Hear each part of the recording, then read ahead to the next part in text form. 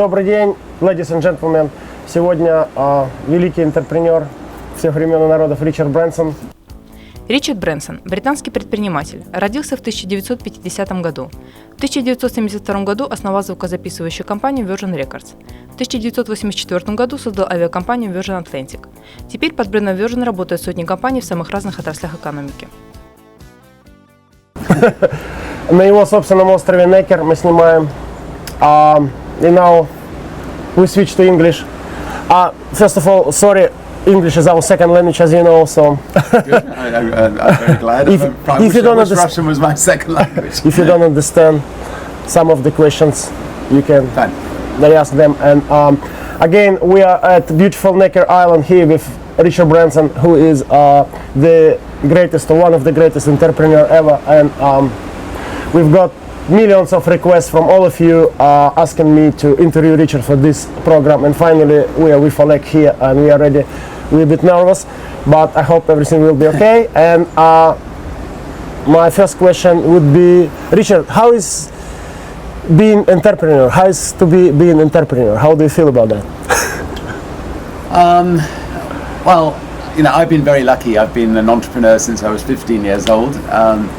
And I love creating things. You know, I love making a difference to people's lives. I love shaking up the big corporations.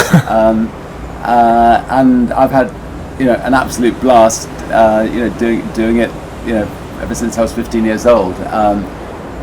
So I think, you know, being an entrepreneur is very important for society. I mean, society needs, you know, thousands of entrepreneurs, because that's where the jobs get created, and that's where things get improved from, you know, for people throughout society. Mm-hmm. Yeah, cool. And then I have another personal question to you, because it's very interesting for me, and I would like to have the same. How you afford always to be so in positive mood? What is your secret to be positive and be so smilish? How can we achieve that? Well, first of all, obviously, because I'm here 1 week with Richard, and Oleg can confirm, Richard has been smiling throughout the day, throughout the night, and I just don't know where he gets so much energy and so much optimism about the life. No, I mean, I do think, you know, that whatever job you're doing in life, you know, if you're a switchboard operator, if you're cleaning the floors of a building, you know, if you're, you know, I don't know, collecting eggs for an incubator, or, you know, whatever it is, if you're positive about the job you're doing, you're going to be a much happier person, and the people around you are going to be a lot happier, and it's likely that, you know, that you won't forever be a cleaning lady, or you know, because you're smiling, because you're happy, people will, you know, promote you, and you'll go on and do great things in life. So I think a positive attitude is essential in life, whatever your position. Obviously, you know, I have a lot to smile about. You know, I have a happy family. I've got great kids. I've got you know, great companies, great people who work for our companies. You know, we like, you know, we're proud of what we've created. So plenty to smile about. But I hope that even if I was back in the struggling days, you know, that I would be positive. Mm-hmm. Talking about your companies, how many companies right now under the Virgin brand?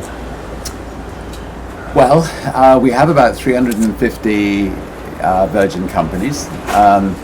We're an unusual brand. Most brands specialize in one area. Virgin is more a way of life brand. So, you know, we'll look after you, you know, when you're born. We'll look after you when you're a teenager. You know, your music, your you know, as you get a bit older, we'll look after your health in our health clubs. You know, you can travel on our planes, go on our trains, and we haven't quite got to funeral parlors yet. But you know, but anyway, you know, so if I see something's not being done well, you know, I love to dive in and I love to give it a go, and love a new challenge. So you know, so Virgin has become a way of life brand. And what would be your favorite business then, out of 350, or used to be? Look, I suspect the most exciting business that we have is our space project. You know, we've are trying to be the first company to build a reusable spaceship and offer people trips into space. And I think we're nearly there now. We're maybe 11 months away from flying. We have a lot of Russians who've signed to go into space with us, but people from all over the world. And you know, I think it's the beginning of a whole new era. I mean, commercial spaceship travel can open up, you know, travel to the ordinary person, and you know, and I think one day it can lead on to hotels in space, and it can lead on to us you know, having populations on other planets, and you know, a very exciting future, I think. And who will be the first, how do you call him, cosmonaut or astronaut? Or, well, look, I mean, yeah, how you define the person that flies? Astronauts. Yeah, astronauts. I mean, yeah, and if they're Russian, they can be cosmonauts, whatever. But no, I mean, I'm going up with my children, Holly and Sam, and hopefully with my parents, Eve and Ted. So we'll go up in the first spaceship. But we have nearly 500 people, you know, signed up, and the initial base is in New Mexico, and you know, maybe one day we'll set up a base in Russia. Who's to know? Yeah, and just quickly, because the mostly Russian audience is going to see this program, and what do you think the major difference between Russian Cosmos program, this Russian space program right now, and your Virgin Galactic stuff? What would be the major difference? Well, I think the biggest difference is that the Russian technology and the American technology is sort of 60 years old technology. It's very reliable now, but it is very old technology. So, you know, by commercial companies coming in, we'll have brand new technology, and you know, we can put people into space for a fraction of the price that it would cost in Russia. So now it costs, I think, $50 or $60 million to go up in a Russian spaceship. On a Virgin Galactic spaceship, it's $200,000. So you know, the price is a lot less. Oleg. Richard, you are very popular in Russia now due to your books. And people, very many people want to know why did and do Virgin don't go to Russia to make a big business. Yeah, it's a good question, and I suspect we should be in Russia by now. You know, good friends, Oleg and others, have told me that we should be bringing the Virgin brand to Russia. And you know, if we see an obvious opening, you know, where we think the Virgin brand will do well in Russia, we will. But we need good partners, and maybe from this TV show we'll get some good partners. Who's to know? Maybe Oleg will be such a partner. That would be wonderful. Virgin money. By the way, I know there was some story about you. Your very first experience with Soviet Union was with Virgin Atlantic, right? And I remember it didn't go so well. What was the story there? You don't remember? No, we used to. I think it didn't cover media. We were flying to Japan. With the stop few in Moscow, right? And we stopped on the way because, you know, because Russia wanted to get some money for overflying rights, so they made us stop. But that was good. We picked up some passengers, but it wasn't really a proper business. Okay, so it's not direct. Flying. Okay. Yeah, and what do you think you have missed yet in your life, or what do you think you did wrong? What you feel sorry about in your life? Because our people, they always like to challenge me to ask the entrepreneurs the tricky question when they try to make a confession, and like they are not going to repeat the same kind of mistakes. So what were your mistakes, basically, the question is? Well, look, I mean, you know, if you're an entrepreneur and you haven't made mistakes, you're not an entrepreneur. So a definition of an entrepreneur is to try things, sometimes to fall flat on the face, sometimes to succeed. You know, we've tried many things. I mean, we may have 350 companies, but I suspect we've tried, you know, 600 or 700 things, and you know, some things have not worked out.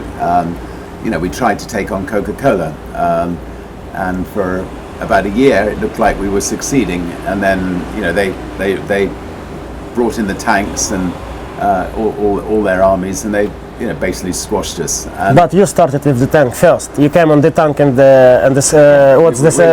We had our So you started the war. we started the war, and they just had more. They had more artillery than us. And the reason we didn't succeed on that one was because our product was about the same as Coke. There wasn't anything exceptionally different. Whereas, say, when we took on British Airways with Virgin Atlantic, our product is much better than theirs, and therefore, although they sent the tanks in, people didn't desert us because they knew they got a better quality. So, I think the rule is make sure that you're much better than your competitors, and if you're much better, even although you may be smaller, you should be able to succeed. And many questions we've got, because I asked on my Twitter that I'm going to interview you, and I think half of the question were about your Formula One project. Here's the business with Russians, like Virgin, Marussia. By the way, we call it Marusia in Russia because it's a female name, Marusia. So overseas, I guess it's Marussia, right? Yeah.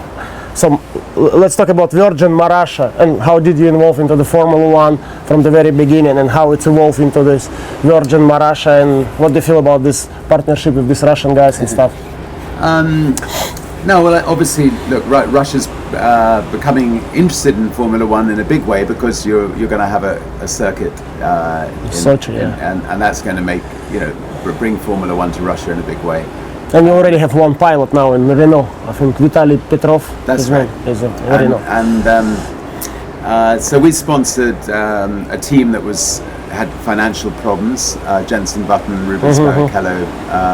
And they won the Formula One, and we were very lucky.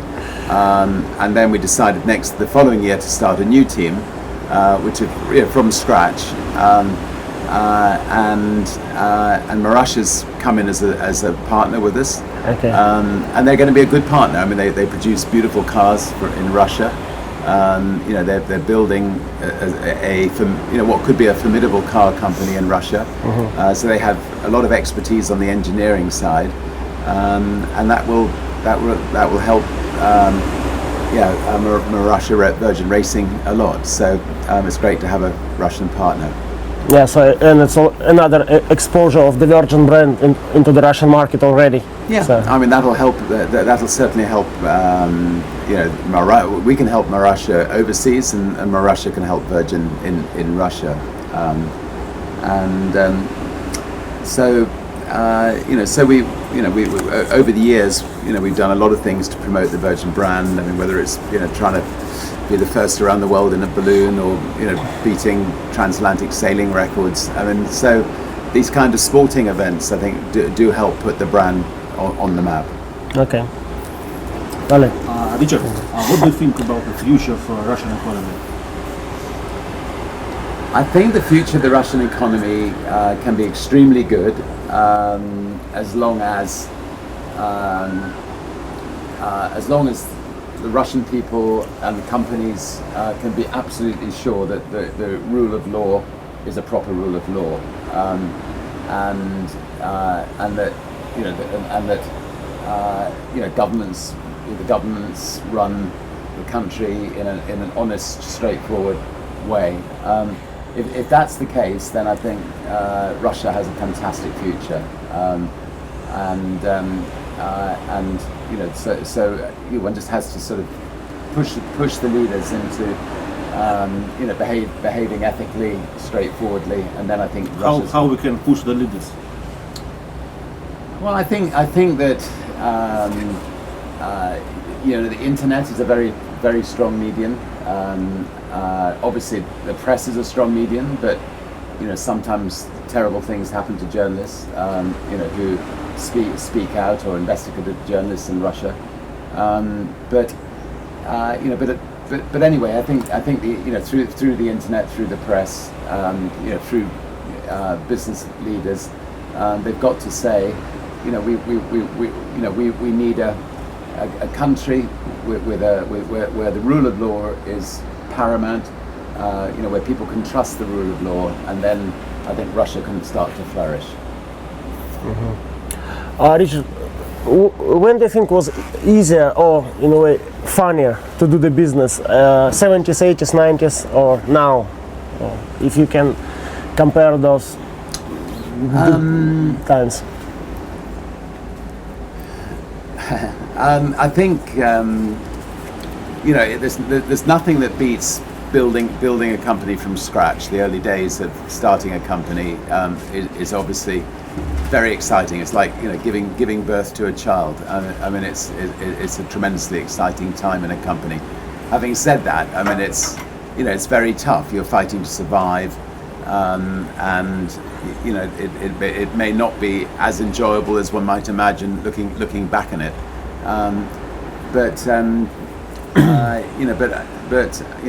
I've fortunately found every decade enjoyable because I'm always reinventing ourselves. We're always learning new things all the time.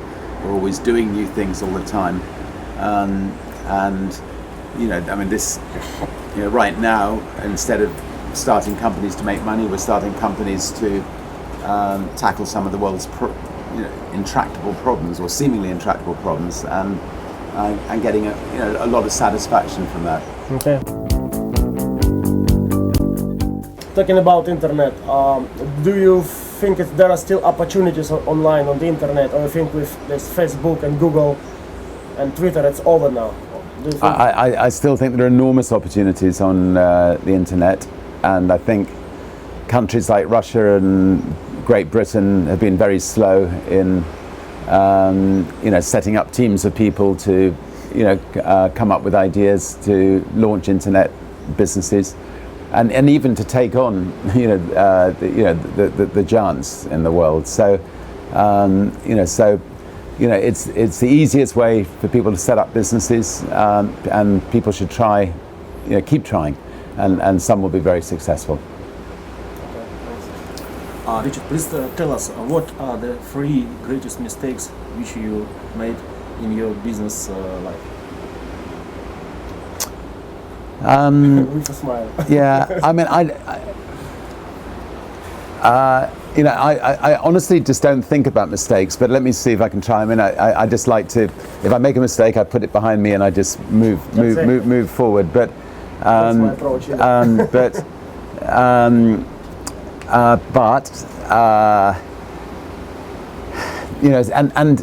Yes, I mean, there have been musical bands that I've missed trying to sign, like Dire Straits. There have been companies that have fallen flat on their face, like Virgin Cola.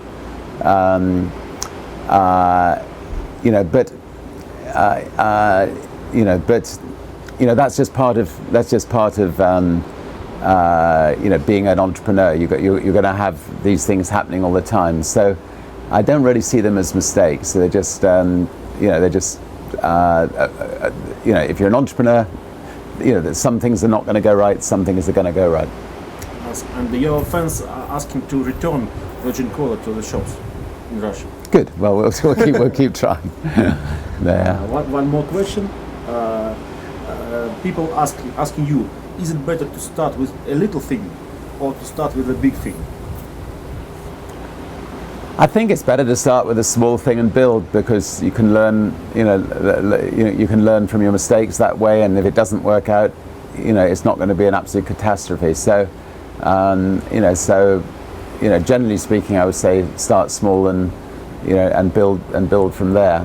And actually, if the company gets too big, don't let it get too big. Cut it in two, and set up 2 companies. And if they get too big, cut them in 2 and have 4 companies. So, small is beautiful in business, and try not to create one massive empire. Keep lots of small units. The question from me is: do you agree with the estimation of your fortune of Forbes magazine? I don't know what Forbes says, but I think the sorry. Key down there. All right, we'll be 3 minutes, 3 or 4 minutes. Well, And bring him up there. yeah, that's fine. I think that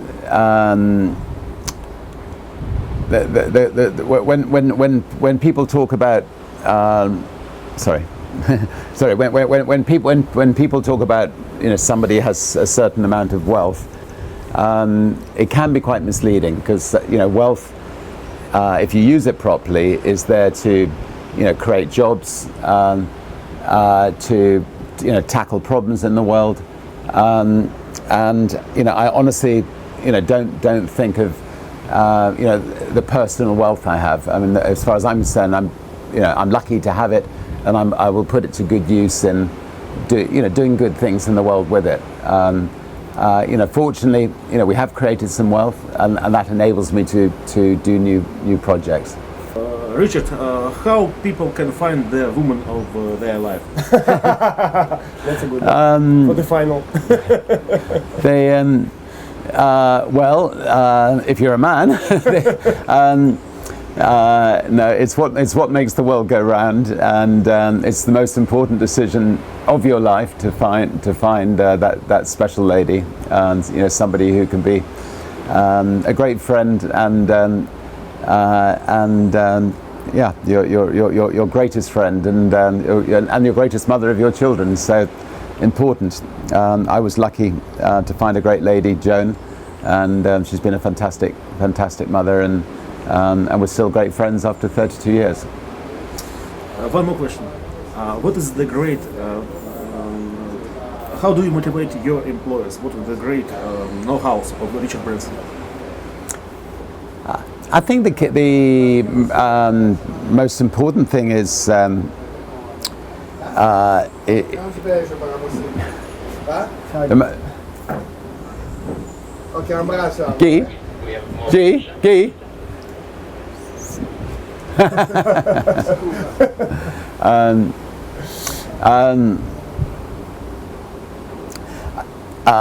I mean, look, the key to motivating people is to look for the best in people, to lavish praise on people, not to criticize people, and, you know, to treat people like you would a flower. So, you know, a flower needs watering, and then it will flourish.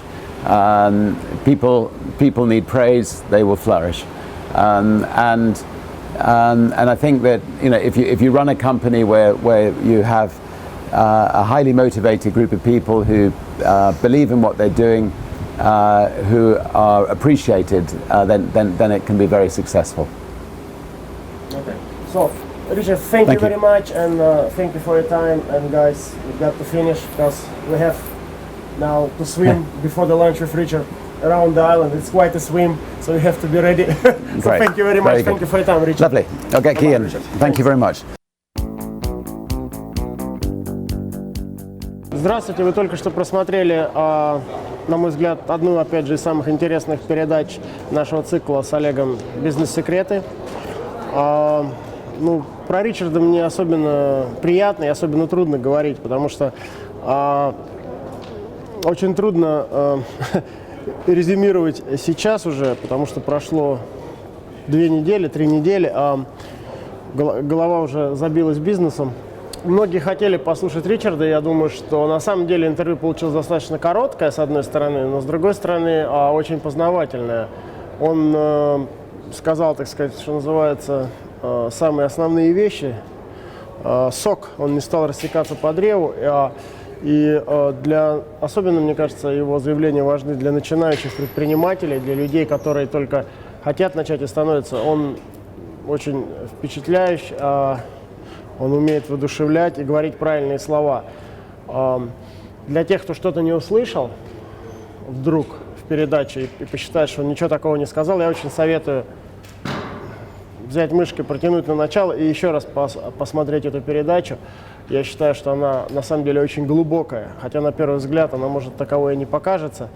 Вот. И, конечно же, учите английский язык, потому что перевод не всегда дает точный смысл этого слова. Спасибо за то, что смотрите нашу передачу. Мы вас любим, стараемся приглашать хороших гостей. Следующий гость будет всем известный вам Евгений Чичваркин.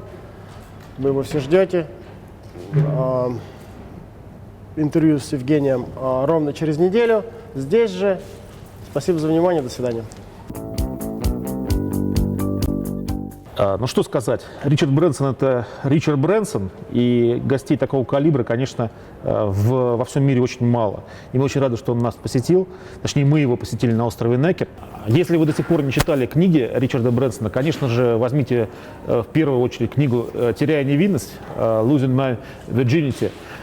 И, наверное, в меньшей степени буду рекомендовать книгу «Обнаженный бизнес». Эта книга исключительно про бизнес и касается уже деталей операционной деятельности компании Ричарда Брэнсона. Если же хотите почитать про его жизнь, то это, конечно, книга «Теряя невинность». Поражает в Ричарде то, что он сочетает в себе амбициозность и такую бизнес-агрессию с позитивным отношением к миру и к людям. Вы видели, что он сказал по поводу сотрудников, которых надо мотивировать тем, что видеть в них самые хорошие черты. Мне кажется, это слова, которые многие российские предприниматели должны воспринять на свой счет. И мотивировать в России очень слабо умеют, на мой взгляд. И люди должны понять, что действительно все люди разные, и правильно видеть лучшие черты в своих сотрудниках и развивать эти черты, чем прессовать людей и добиваться от них того, чего они в принципе не могут сделать. Вот это, на мой взгляд, самый важный урок, который нам дал сегодня Ричард Брэнсон. Спасибо.